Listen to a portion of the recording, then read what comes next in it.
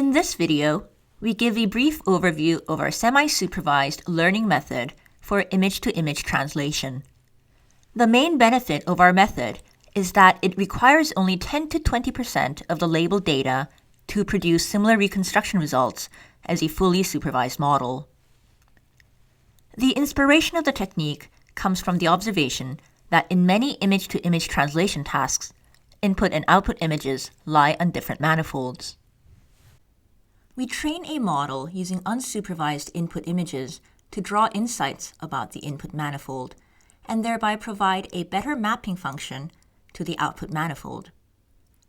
In this figure, at the top, we show how a baseline supervised model, which uses 10% of the training data for image denoising, fails to map some of the output images to the natural image manifold.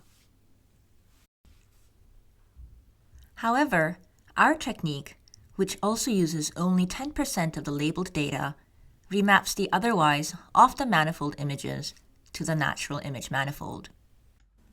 Our method introduces a transformation consistency regularization term. The term ensures that when we transform an input image or a patch using a geometric transformation, the prediction is consistent with the transformed prediction of the input patch.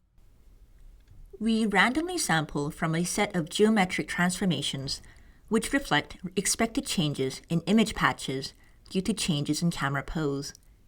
These include rotation, translation, scaling, and horizontal flipping. Here, we show the results for image colorization for a baseline model, incrementing the percentage of labeled data used for training the model. We observe a minor improvement in the performance by adding an additional image augmentation loss term. On adding the transformation consistency regularization term over the supervised data, we achieve a greater performance boost than image augmentation.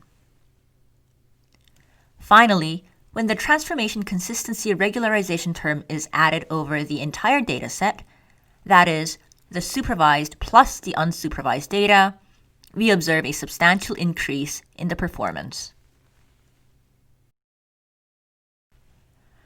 We observe consistent trends for different image-to-image translation applications, namely colorization, image denoising, and image super-resolution.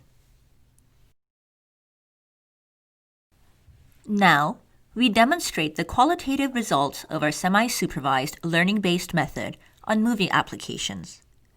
To begin with, we show the efficacy of our method on movie colorization. Our proposed method can go a long way in colorizing old movie clips, where an artist is required to colorize only a few frames and the rest is handled by the network. We choose Blender Foundation's open source movie, Big Buck Bunny, for this task. The movie is divided into a train and a test set comprising of 510 and 43 seconds, respectively. Out of the training frames, only 1% of the labeled image pairs is used, while the rest is fed to the network in an unsupervised fashion. In the middle, we show the results obtained by a baseline model that is trained on the supervised data, which is 1% of the training data. On the right, we show the results of our method, which also only uses 1% of the labeled data. The rest is fed to the transformation consistency regularization term.